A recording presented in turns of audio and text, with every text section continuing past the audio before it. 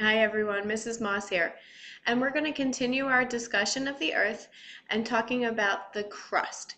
And yeah, we're going to talk more about how the crust has changed and moved over time. This is known as the dynamic crust. Our crust, continental and oceanic, is divided up into a series of plates. And what you'll see on this chart are the red outline separates the plates. Now what you notice that these separated areas act as a boundary or an interface between two plates. And when they move, it creates friction on our surface. Here's another picture of the plates, and we're going to see a little more about plates when we talk about plate tectonics.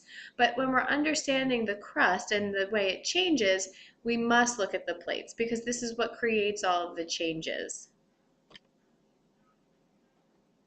The plate boundaries are areas of frequent crustal activity such as earthquakes and volcanoes. Another picture of the Earth's plates that make up the crust. Sedimentary rock layers are originally deposited as horizontal layers or beds. We learned about that when we were talking about sedimentary rock. Well, because they're all flat and horizontal, there's no shift or changes within them. Sedimentary rock layers are no longer horizontal, are really proof that the earth or in the crust has shifted in some way. We see evidence of crustal movement, and the crust can be deformed in 4 different ways: through tilting, folding, faulting, and uplifting. Let's go into each one of these separately. Please write this down in your notes next to tilting. Rock layers are slanted up on one side. Now when we see this, and you may have seen this every day, if you drive up and back to northern New York State, you see it along the freeways, or even in some areas of Long Island, we see tilting that has occurred. And it's literally the rock is slanted. Here's a picture of a rock tilt, and you can see in comparison to these people here and where this is located, this is actually Red Rocks, Colorado.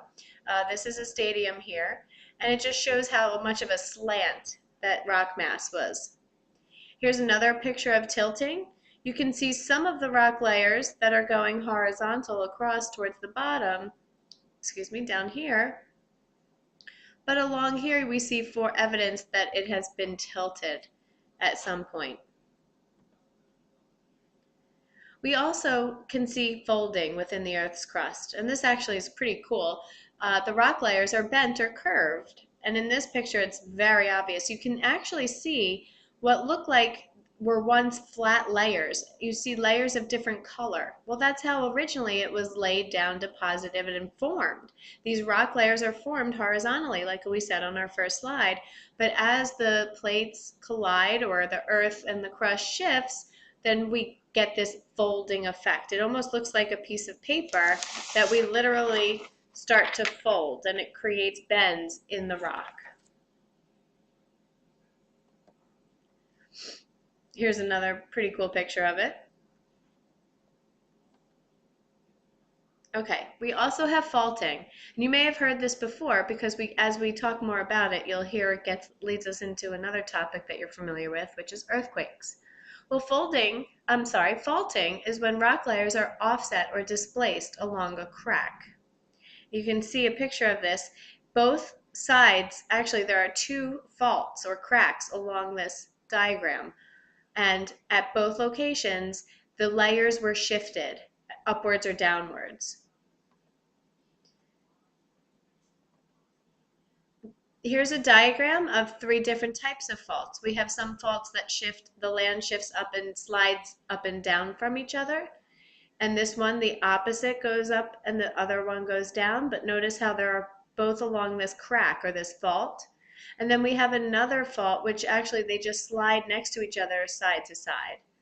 All of those are examples of faults. And let's look at some pictures of it in real life. Well, first here's an animation of it occurring. You can see if you're located at the top of the surface like that river is or those trees are, then it could really damage your property. Notice that this bottom animation, Luckily, the house isn't built along that fault, right? Because if it separated, it could damage your house or destroy it. Now let's look at some real life pictures of a fault. Now you can see here that this layer was once lined up with this layer. And this layer here, this smaller black stripe, was lined up with this smaller black stripe. And similarly, the lighter shades in between those were once matched up. And hopefully you can also notice this line, this crack right at their separation. That's known as the fault. And when you can see that the rock layers that were once horizontal are split, and you can see how they would match up, that's evidence that there was fault or crustal movement. Another picture, this gentleman is standing pretty close to a fault. You can see where the crack in the fault is right along here.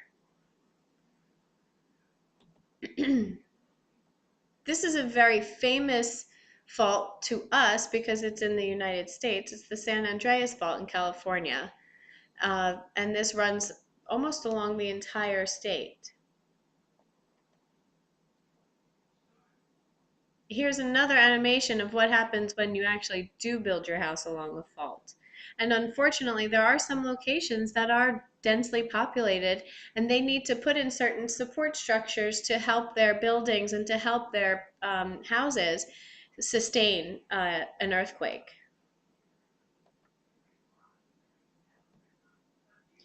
So we talked about, I just mentioned the word earthquake. Earthquakes occur along faults. And this is what happens once the layers of the earth or the crust shift, it sends out a tremendous force of energy and wavelengths throughout the surface. And when it reaches the surface of the earth, it causes the shaking and the damage to occur. We're going to get more into earthquakes later. The fourth way that we can identify that the crust moves is through something called uplifting, which literally is lifting up out of the earth. So, for example, we have found marine fossils like that were once in the ocean. We have found them at high elevations in the mountains.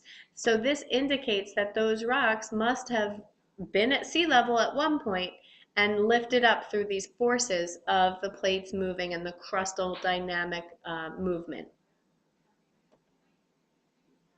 Similarly, marine fossils that are occasionally found at great, great depths of the sea level have to indicate that the crust also has sunk, not just lifted up, but sunk down, which is known as subsidence. So earthquakes provide the direct evidence of crustal movement.